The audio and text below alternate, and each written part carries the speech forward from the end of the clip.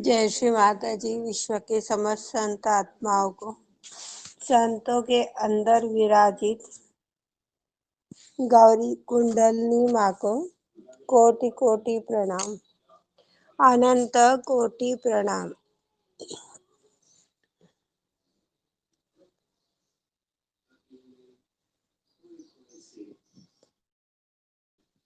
जो भाई बहन निरर्थक चीजों के लिए दाव पेच करते हैं, गेम खेलते हैं, समझौता करते हैं, ढकोसला करते, बेईमानी करते हैं,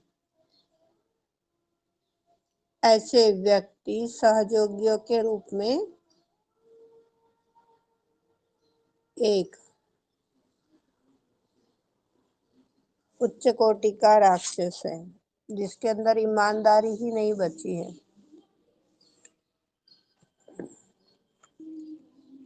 कहते कुछ है, करते कुछ है और चलते कुछ और है।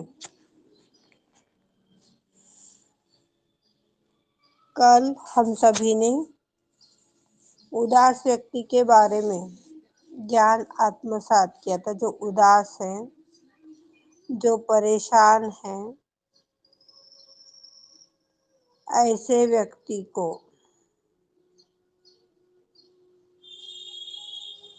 दिव्यत्व प्राप्त नहीं होता।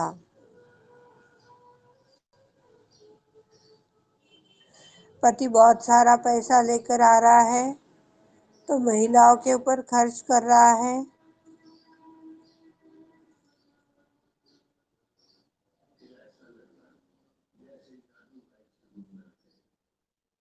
बात अच्छी है, पर वही पति यदि किसी व्यक्ति के चंगुल में फंस जाए तो हम उसे मूर्ख बोलकर त्याग देते हैं। अपने जीवन में इतने विषय, इतने सवाल, इतने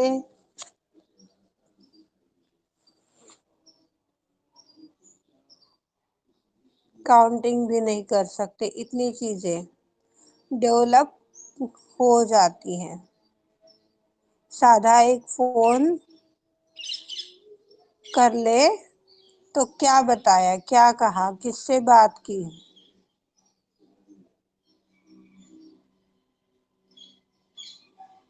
आने दो, दीदी आपने बताता हूँ। ये क्या बताया था? ऐसे व्यक्ति को क्या प्राप्त नहीं होता? जो उदास दिव्यत्व। परेशान, दिव्य तब।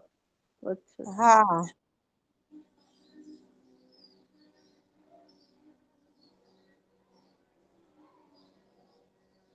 आने दो फोन, जरा बताऊंगा उसे। यह रवैया हम लोगों का बन जाता है। कितनी राहत मिलती है।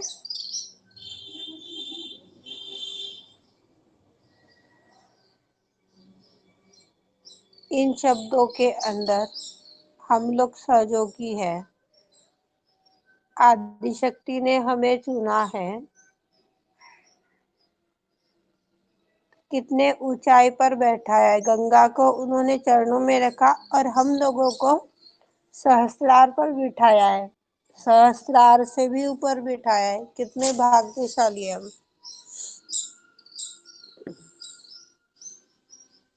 फिर भी हम उस चीज की महत्ता को नहीं समझ सकते। एक में के साथ में चालाकी करते हैं, झूठ बोलते हैं, छोटी छोटी बातों के लिए झूठ बोलते हैं।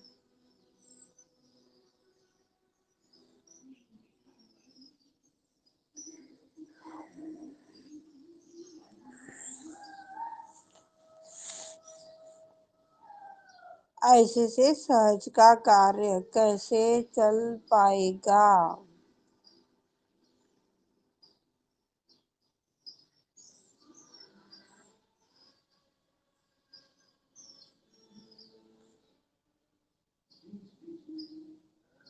जो व्यक्ति पैसा अदला कमा करके अपनी बीवी के सारे शानो शौकत उसकी आनंदी पर, उसके खुशियों पर लुटा रहा है, वो व्यक्ति अच्छा है। पर वही व्यक्ति यदि किसी संत आत्मा के पास में बोलो, किसी पंडित के पास में बोलो, बहुत से ऐसे लोग होते हैं, उनमें से कुछ लोग हमें पसंद है, कुछ लोग पसंद नहीं है, और ऐसे व्यक्तियों के पास जाते तो हम लोग बोलते पागल है साला।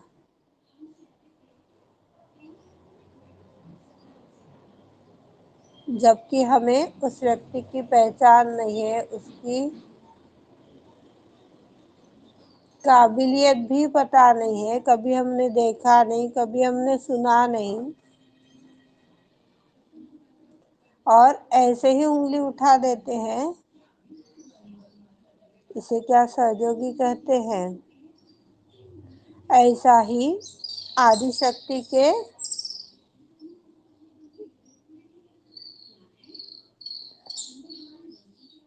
एक बेटे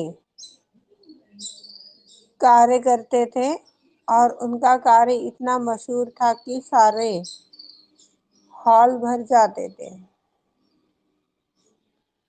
जब यह बात उस एरिया के संपूर्ण सहयोगियों को पता चली, यह व्यक्ति इतना अच्छा है, सहयोगियों ने मिल करके वहां पर आदिशक्ति को निमंत्रण दिया। जो व्यक्ति इस तरह का कार्य करता था, जो भाषण देता था, प्रोग्राम्स लेता था, जिस कारण से हॉल भरा रहता था,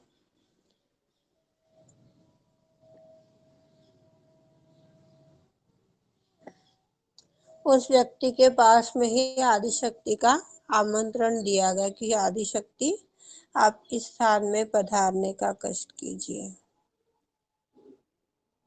आदिशक्ति पधारी। इतने भीड़ के अंदर आदिशक्ति का सारा सम्मान हुआ, सब कुछ हुआ जो एक माँ का होना चाहिए, आतिथ्य। आदिशक्ति, श्री माता जी, सभी जितने भी लोग उस हॉल में मौजूद थे, जो उस व्यक्ति का भाषण सुनने के लिए आए थे, उस व्यक्ति की बातें सुनने के लिए आए थे,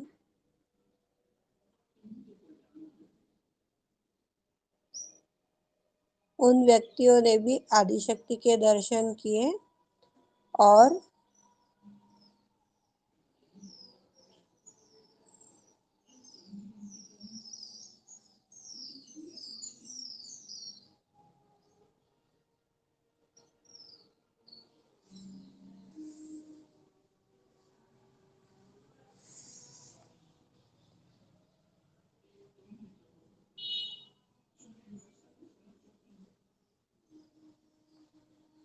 आदिशक्ति के प्रति वह जो साधक थे, इतने पागल हो गए थे जैसे मीरा दीवानी। उन्हें कोई जहर भी पिला देता तो उस जहर के अंदर भी उन्हें अमृत ही दिखाई पड़ता, उस कान्हा के दर्शन होते। ऐसे ही सारे पागल वहां भरे पड़े थे। बस माँ, बस माँ।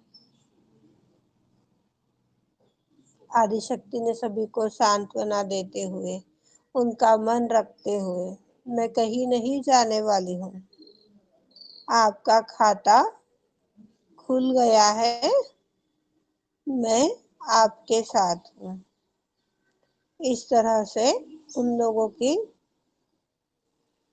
संतुष्टि करवाई गई। उसमें से एक महिला ऐसी थी जिसका पति तंत्र विद्याओं के जाल में फंसा हुआ था, किसी ने कुछ कर दिया था, या वो जाने से हुआ था, ऐसा ही कुछ था वो। उसके पश्चात आदिशक्ति को अनुभूति तो हो गई कि ये राक्षस आ गए हैं, उसके अंदर वो दुष्ट प्रवृत्तियां आ गई हैं। हर आधी घंटे में उस व्यक्ति को भूख लगती थी। इतना खाना खाता था, इतना खाना खाता था कि दिन भर में आधे आधे घंटे में, मान लो खाना खा रहे हैं तो 12 घंटे के कितने हो गए, 10 घंटे के 20 लोग हो गए, 12 घंटे के 24 लोग हो गए। इस तरह से 20-22 बार वह व्यक्ति खाना खाता था हर आधे घंटे में। और खाना भी ऐसे वैसे नहीं खाता था जैसे हम एक टाइम खाना खाते हैं, एक बार थाली पर बैठने के बाद में 2 रोटी 3 रोटी, किसी की 4 रोटी की खुराक होती है, ऐसी संपूर्ण पेट भर के वो रोटी खाता, फिर आधे घंटे में वो खाली हो जाता।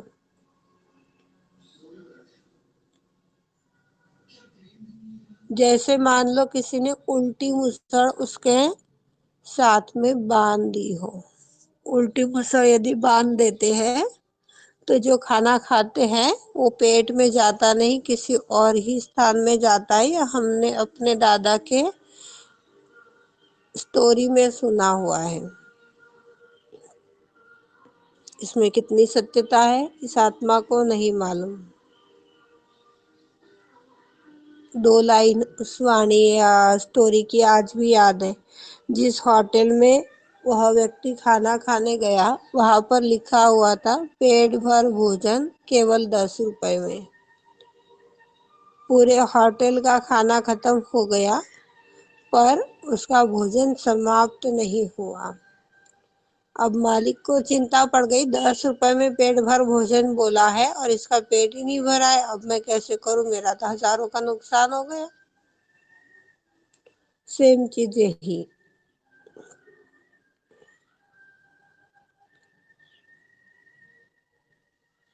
कुछ तो देना ही होगा उसे। फिर कुछ सहयोगियों ने उस महिला का जो पति था उसे सामने बुलाया गया, बिठाया गया और आदिशक्ति कहते, रवि कहाँ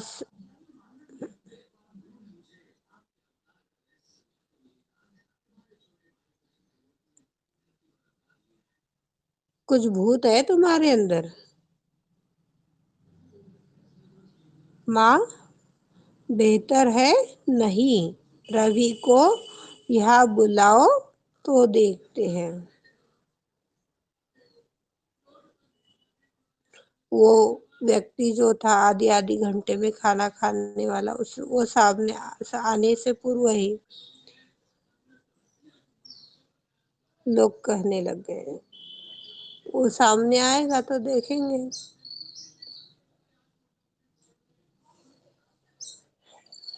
बहुत थका हुआ, बेजान, हारा हुआ, इतना खाना खा रहा था पर बेजान था। श्री माता जी ने उसके पास में नींबू देने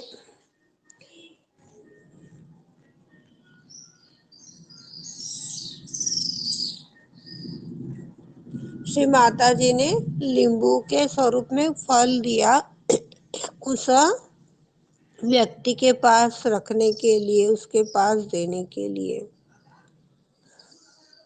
और कहा, यह मामला मैं आपको बताती हूँ। एक भारतीय महिला है, उनकी शादी 17 साल के उम्र में हुई। भारतीय पुरुष बहुत जालिम किस्म के होते हैं। जैसे होते हैं उसे एहसास भी नहीं होता है कि हम कैसे हैं। वह इतना राक्षस था, उन्होंने इस तरह की चीज अपनाई जैसे लोग देख रहे हो। मंत्र देना, गुरु बनाना, यह सारे बदमाश लोगों के कार्य हैं। क्यों ठगते हैं हम भोले भाले लोगों को। अरे गुरु मंत्र नहीं लिया, गुरु नहीं बनाया तो हमें मोक्ष नहीं मिलेगा।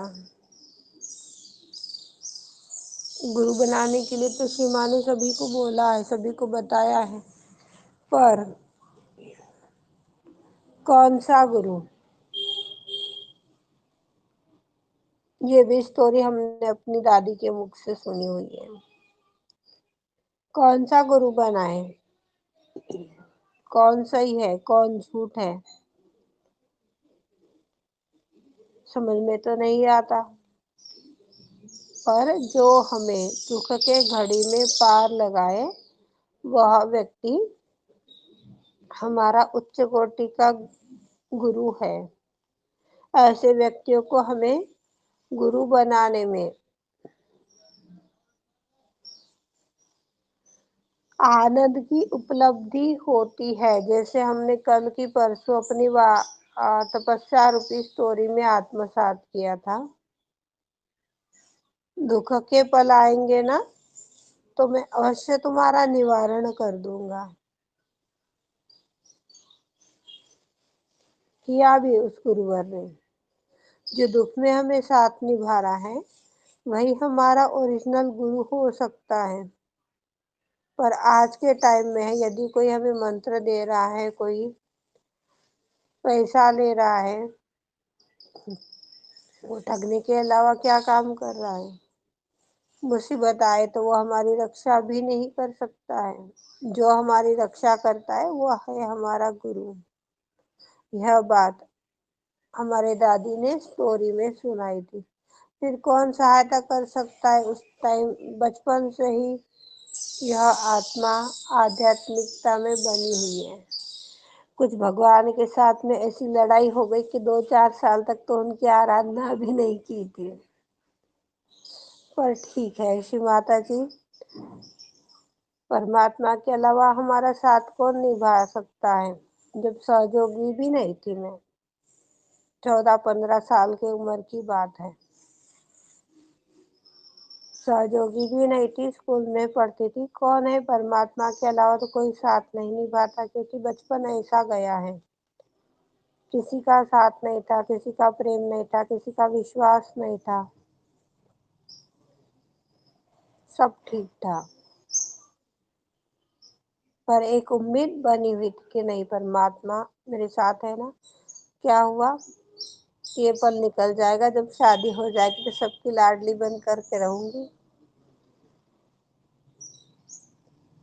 परमात्मा के अलावा कौन साथ दे सकता है? परमात्मा के अलावा कौन हमारा बेड़ा पार लगा सकता है? इसी भावना से जब भी कोई त्योहार आता, हनुमान जयंती आ गई, ये मेरे भाई है, आप मेरे गुरु हो। रामनवमी आ गई, आप मेरे भाई हो, आप मेरे गुरु हो। इस तरह की एक बचकानी आदत जो इस आत्मा को उद्धारक साबित हो गई है। किसी व्यक्ति को नहीं, क्योंकि सहयोग में आने से पहले तो ये आत्मा सच में बहुत ज्यादा कंजूस थी। आने दो, आने दो, इतनी ही चीज रहती थी। जाने दो वाली बात बहुत कम थी पर कम थी। अब रहा क्या और गया क्या, कोई चिंता नहीं है।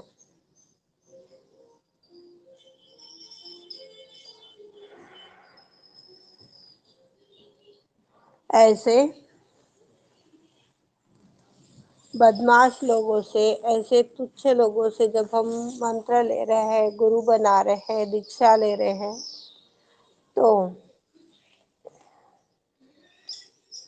कितने तरह की पोशाकें बनवाई जाती है हमें ठगने के लिए। बड़ा अमीर आदमी, व्यापारी, सब कुछ है, समूह के साथ में है, और युवा लड़कियों को, लड़कों को बुलाता है, राजनेताओं को बुलाता है, बाकी किसी के साथ मतलब नहीं रखता है। युवा लड़की और युवा लड़कों को बुलाने का मीनिंग आप सब भली भांति जानते हो। जिस तरह का वो काम करता था, उस काम से उसके पत्नी को बड़ा रोष आता था, और इसी कारण से जब पत्नी उसे रोकती टोकती कि ये गलत काम है, ऐसे आपको नहीं करना है, इधर नहीं जाना है, वैसे नहीं जाना है, तो वह पीटने लग जाता था उसको बाकायदा। ऊपर की मंजिल में वह महिला रहती थी। वह दाम्पत्य रहता था। उसका बेटा बहुत बुद्धिमानी था।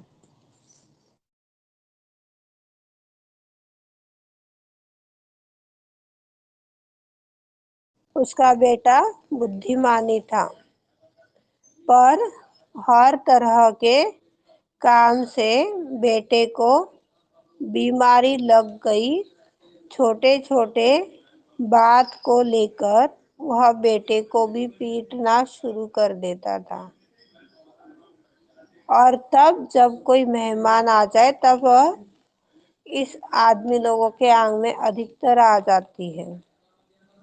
मेहमान आ रहे हैं, इनकी बहनें आ रही है, समधी आ रहे हैं, तब इनके अंदर सारे देवदूत सवार हो जाते थे।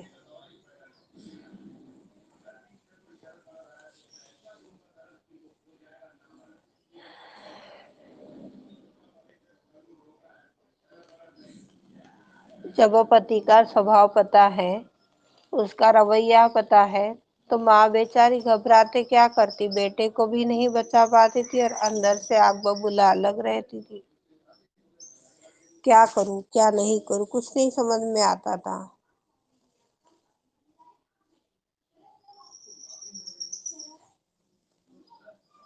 बच्चे भी कोई जादू टोना नहीं जानते थे, कोई टोना टोटका नहीं जानते थे। सारे गुरु ने उसे बिगाड़ रखा था।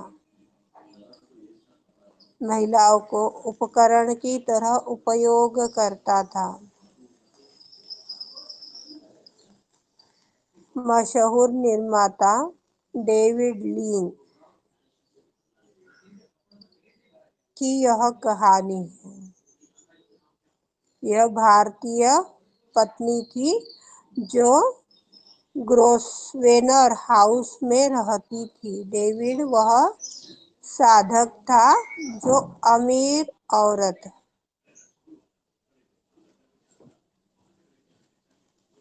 के साथ में उसने विवाह किया हुआ था। सीमा पूछते क्या नाम है उसका। डेविड लीला। उसने उसे ग्रोसवेनर हाउस फ्लैट में दिया था।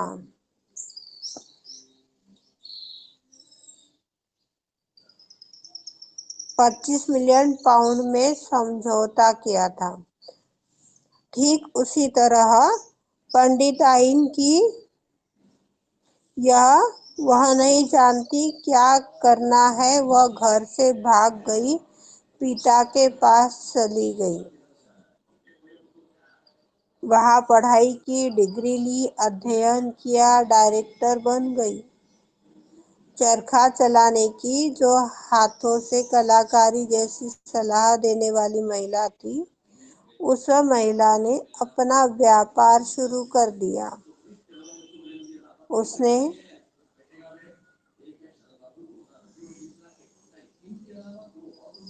उसे फिर सोचा मेरा पति है, वह उसके प्रति बहुत बुरा था। फिर भी एक दिन वह छोड़कर जब चली गई, अपने सहेलियों के पास एक मंत्री की पत्नी थी।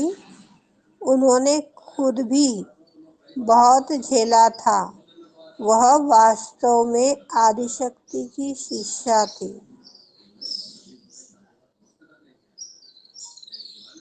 पढ़ाई लिखाई करके बेटे के साथ घर से निकली। बेटा बहुत चतुर, होशियार, अकाउंटेंसी शुरू कर दिया। बेटी के साथ व्यवसाय शुरू कर दिया। अब इस आदमी ने उस महिला से परिस्थिति बताई। वह परिस्थिति दर्द भरी कहानी थी। आदमी बहुत बीमार होने वाला था, पूर्णतया बीमार होने वाला था, नष्ट होने की कगार पर आया हुआ था। हम बोलते हैं ना, पता नहीं कितना टाइम जिएगा, 2 घंटे जिएगा या 2 दिन निकालेगा, कोई गारंटी नहीं। इस तरह की सिचुएशन आदिशक्ति सहयोगियों को उस व्यक्ति के बारे में बता रहे हैं। कल ही वह चला गया होटल में ठहरने के लिए और वह बहुत बीमार हो गया। होटल के अंदर अब क्यों ठहरने जाता है इस तरह के व्यक्ति, हम सभी को समझ में आते हैं। क्या मंसूबे है, क्या कारण है।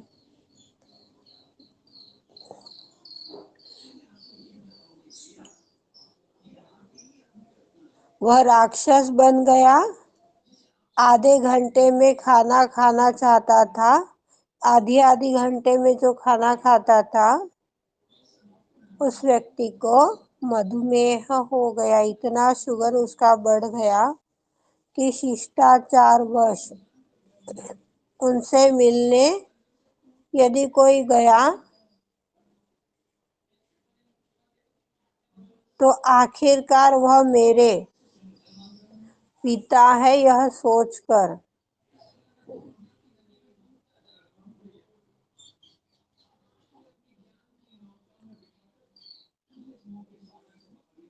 उन्हें किसी तरह से किसी के ऊपर निर्भर कैसे रहना चाहिए, कैसे वो निर्भर हो सकते हैं। जैसे भी है मेरे पिता हैं।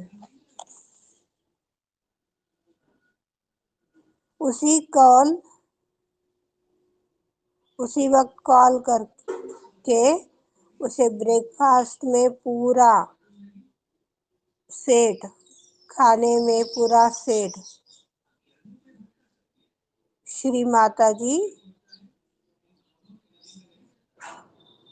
से कह रहा है। भयानक सिचुएशन है सारे सहयोगियों की, और आदिशक्ति श्री माता जी की वार्तालाप चल रही है। सहयोगी सवाल कर रहे हैं, बैठने की बातें बता रहे हैं और आदिशक्ति से आत्मसात के जो दिख रहा है वो बताने का प्रयास कर रही है। यह संवाद हमें बहुत बारीकी से समझने की आवश्यकता है, क्योंकि इसके आगे का जो भी संवाद है वह संवाद समझने में हमें बहुत आसानी होने वाली है। इस संवाद के माध्यम से ही आगे आदिशक्ति ने अपना प्रवचन आरंभ किया है। यह संवाद खत्म होने के लिए 4 दिन लगते हैं, 8 दिन लगते, गारंटी नहीं है। इतना बड़ा संवाद है।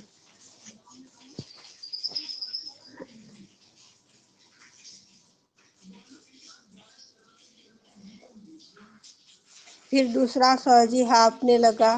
बिना कुछ सोचे, बिना कुछ बोले वहां से चला गया।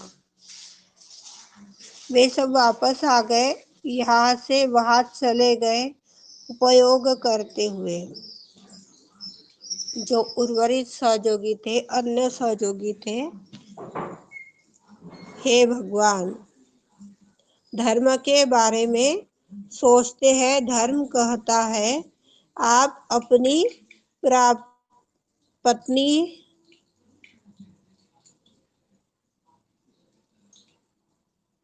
आप अपने पति है तो जो कुछ भी है उसके साथ रहना चाहिए। फिर वो कष्ट दे, परेशानी दे, तकलीफ दे, हमें जान से भी क्यों ना मार डाले, हमें रहना चाहिए। ऐसे अन्य सहयोगी उस सहयोगी बहन को समझा रहे हैं। यहाँ पर श्री माता जी कहते हैं पुराने दिनों में तो ऐसा ही होता था और ऐसा हुआ है।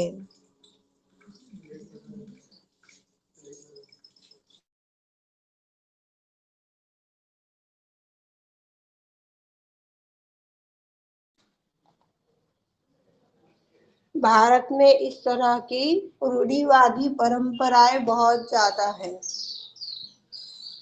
एक ने किया तो चल पड़े सबके सब उसके पीछे। यही बात यदि दुख की आ जाए तो दुख में सबके सब शामिल नहीं होंगे। हाँ, एक व्यक्ति जाकर आ गया ना, बस सारा घर थोड़ी जाना है।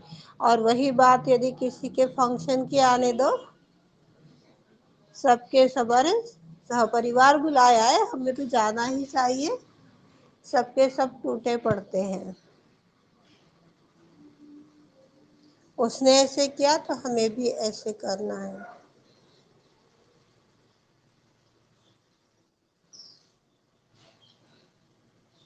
समर्पित महिला सबसे शक्तिशाली होती है, फिर चाहे वो धर्म के प्रति समर्पित रहे, फिर चाहे वह अधर्म के प्रति समर्पित रहे। एक महिला जो है यह आदिशक्ति स्वरूपा है। वो यदि चाहे तो बिगड़े हुओं को भी सुधार सकती है और सुधरे हुओं को भी बिगाड़ सकती है।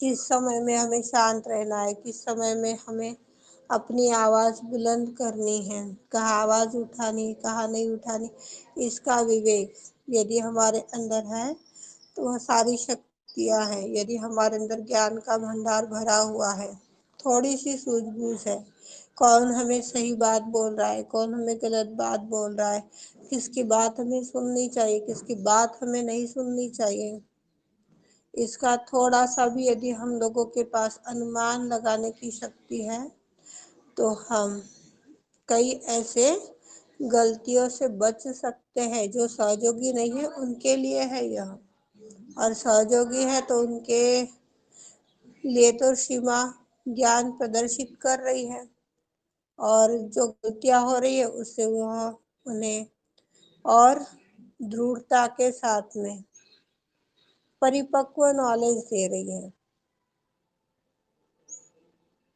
एक बार गलती हो जाती है पर डबल उसके ऊपर गलती नहीं होगी, ऐसे सीमा बंदोबस्त करवा देती है।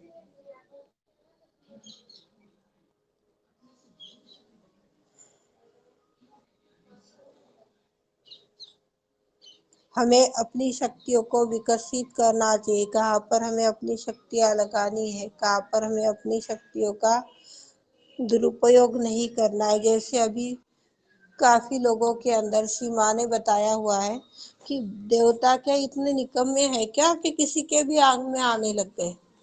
सारे गांव में, भारत में, पृथ्वी पर क्या महिलाओं की या पुरुषों की कोई कमी है? मानवों की कोई कमी है? इसी के अंदर देवता क्यों आने लग गए? उनके पास में कहाँ इतना टाइम है? आदिशक्ति ने एक वाणी में यह बात बताई है, और दूसरे वाणी में यह बात आत्मसात किए। मंत्री दीदी आपको बोला था, अभी एग्जैक्ट याद नहीं है, पर 4-6 बातें ऐसी हुई है, तो उसमें की यह एक चीज है।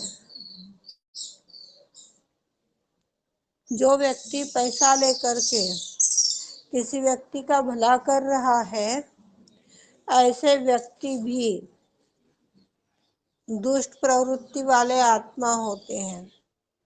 और जो व्यक्ति बिना पैसे के उन शक्तियों के बल पर किसी का भला करते हैं, वह दुष्ट शक्तियां भी दैवी शक्तियों से कोई कम नहीं होती है।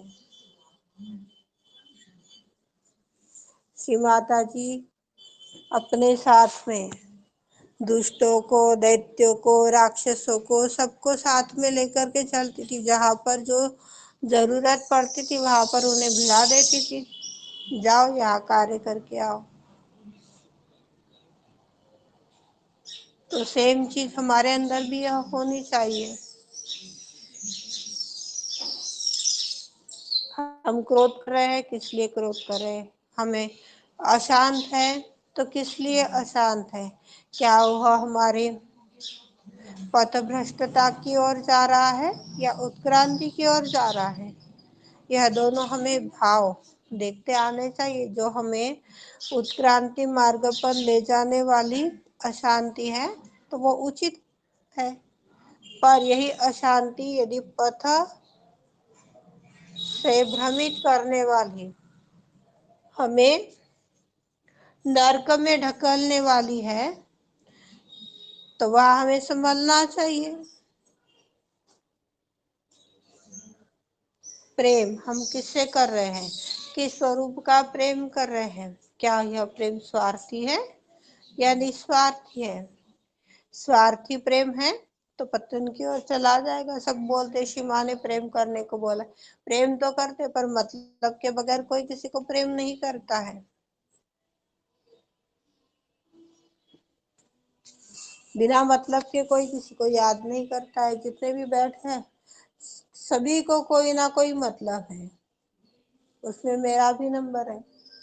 सीमा का सपना साकार करना है। सीमा ने जो उत्तरदायित्व निभाया है उस उत्तरदायित्व पर तो माँ मार्गदर्शन कर रही है।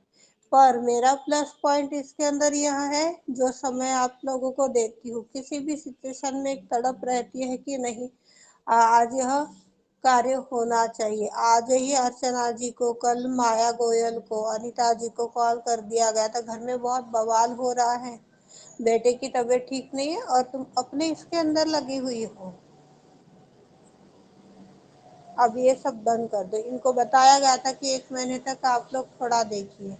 आज वो चले गए पार्टी के अंदर बाहर और शिवा ने मेरा रास्ता निकाल दिया।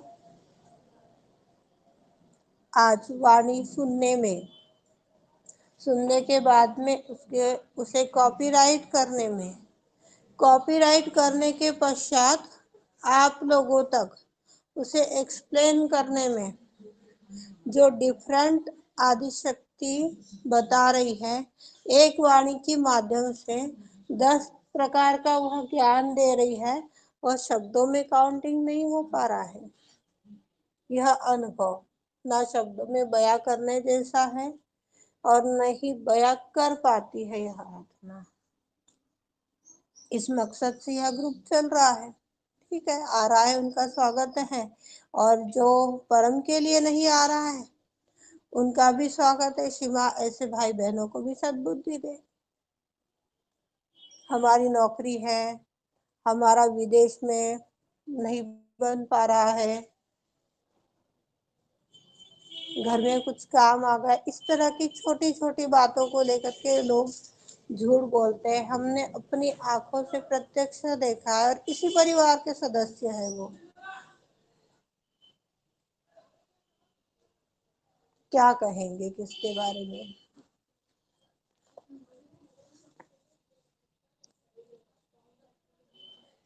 सादा नियमों का पालन करो बोलते तो उसमें भी आपको दिक्कत होती कि अरे सत्यता पता चल जाएगी। चेतन तो बोल पड़ता है, हमारी झूठ पकड़ में आ जाता है, पर हमें साबित किसे करना है?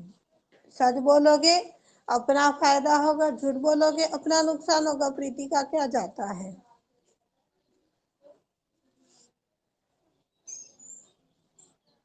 हमें अपनी शक्तियों के लिए, शक्तियों को विकसित करने के लिए एक स्त्री, श्री कृष्ण के शक्ति अधिक शक्तिशाली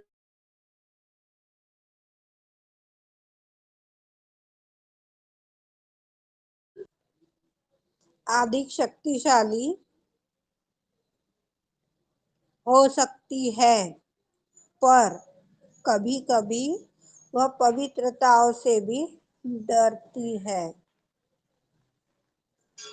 अपने शक्ति से समर्पण वह हासिल करती है, समर्पण वाली जो चीज है वो प्राप्त भी करती है। हमारे पास बहुत मजबूत इरादों वाली महिलाएं हैं। जब मजबूत इरादे हमारे होंगे कि नहीं हमें अमर लोक में ही जाना है, आदिशक्ति ने हमें यह ज्ञान दिया है, पार होने के पश्चात हमें अमर लोक का रहवासी बनना है, तो निरंतर हम अपनी कुंडली को वॉच करते रहेंगे, अपने चित्त को देखते रहेंगे, बाहरी दुनिया से मुक्त होकर आंतरिक दुनिया में जीवन यापन करने लग जाएंगे।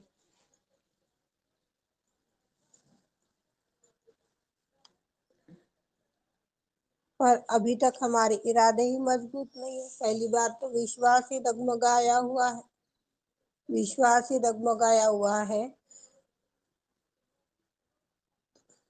इरादों की नींव कितनी मजबूत होगी आप लोग समझ सकते हैं।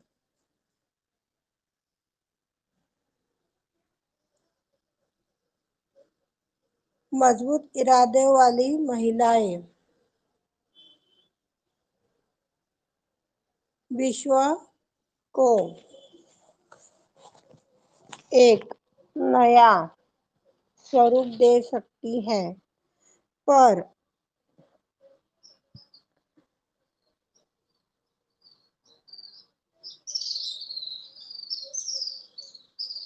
यही बात बाहर की और मजबूती के साथ है। नहीं, मैं तो ऐसा करके ही दिखाऊंगी, मैं तो अपनी कुंडली जागरण करवा कर ही रहूंगी, सहस्त्रार का सहयोगी बनकर ही दिखाऊंगी, बंद करके दिखाऊंगी कि बाहर की दुनिया में जी रहे हो, कितनी मुकाम पा लिए। कोई होगा प्रेजेंट तो बता दीजिए। यह ऐसे शब्दों का प्रयोग करने वाली जो भी व्यक्ति होते हैं, महिला है पुरुष है जो भी है, यह श्रापित व्यक्ति श्री मां ने उन्हें बताया है। जब कृष्ण जी का जन्म हुआ था, उस जन्म में कृष्ण स्वरूप आदिशक्ति श्री माता जी ने इस ज्ञान को दिया है। इस तरह से जब हम शाप मिला हुआ है उन लोगों को मौत आ जाए तो सबसे ज्यादा अच्छा है, क्योंकि ऐसे लोग परमात्मा के कार्य के बाधक होते हैं। अधिक शक्तिशाली गांधारी उन सभी चीजों के कारण जिन्हें उन्हें झेलना पड़ रहा है, जिसके विरुद्ध में युद्ध लड़े जा रहे हैं, आगे बढ़ो करके उन्हें मार्ग प्रशस्त किया जा रहा है। वो सही दिशा में जा रहा है, गलत जा रहा है, हम सभी देख पा रहे हैं।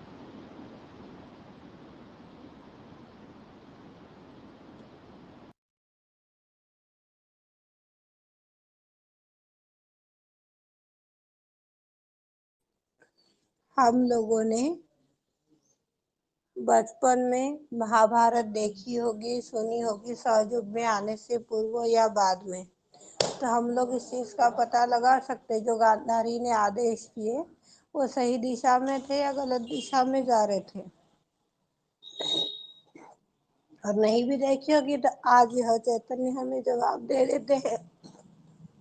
जरूरत है एक बार आदिशक्ति श्री माता जी से पूछने की, श्री माता जी कृष्ण स्वरूप में जब आपका अवतरण हुआ, श्री माता जी उस अवतरण में जो गांधारी नामक आत्मा थी, इनकी माध्यम से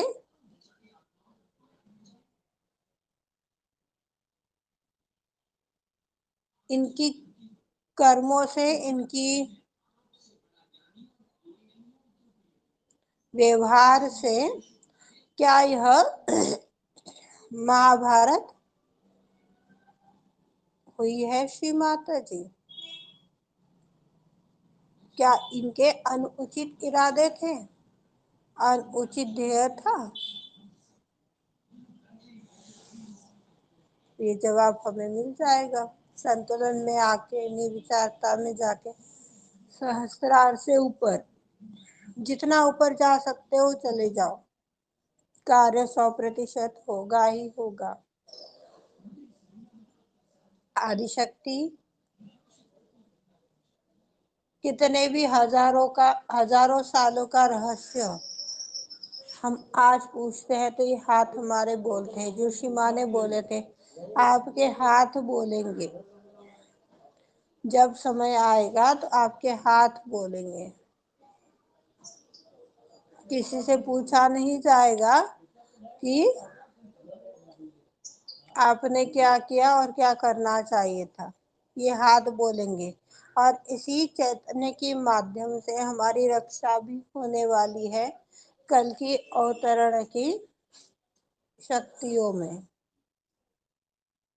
कल के अवतरण की जो शक्तियां है, यह शक्तियां हमें जिस सिचुएशन में आज हम हैं उस सिचुएशन में बने रहना, इतना ही हमें अपना लक्ष्य रखना है और इच्छा करके छोड़ देनी है। प्रार्थना स्वरूप एक इच्छा करो और छोड़ दो, भूल जाओ, आदि शक्ति के ऊपर निर्भर हो जाओ। कोई ट्रीटमेंट मत करो अपनी ऊंचाई को, अपनी अवस्था को सुधारने की।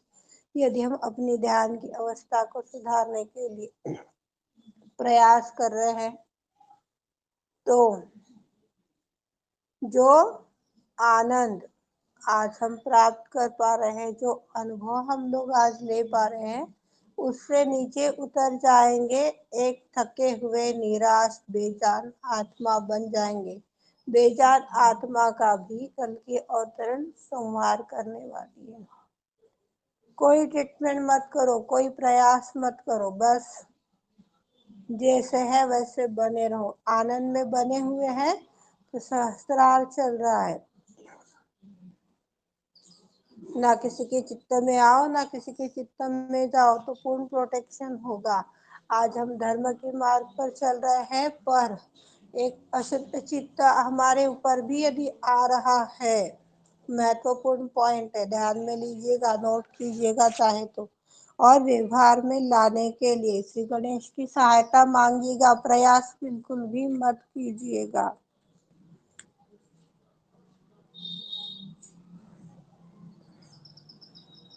क्या बोल रही थी मैं?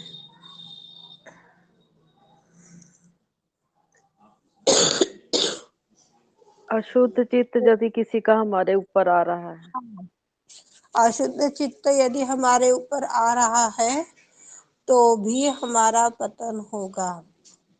जो चित्त को स्थापित करने के लिए पूर्वकालीन 6 प्रार्थना लोगों को बताई गई है, वह प्रार्थना को सिर्फ अपने व्यवहार में लाना है। अपनी चित्त की डोर को आदिशक्ति के हाथों में थामना है। आदिशक्ति हमारे इस जीवन के रथ की सारथी है और हम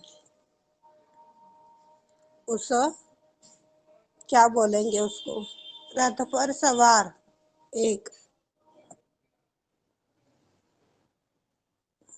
उच्च कोटि की आत्मा बोलो, जो भी स्वरूप आप समझ सकते हो। मुझे अभी दूसरा कुछ याद नहीं आ रहा है।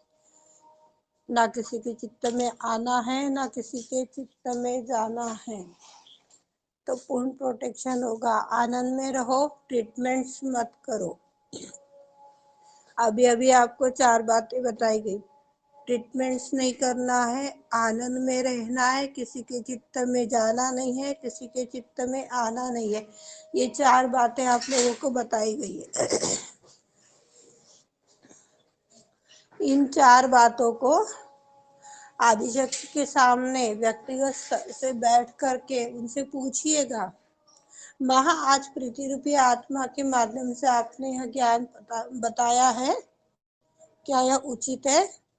तो आगे बढ़िएगा, अन्यथा छोड़ दीजिएगा।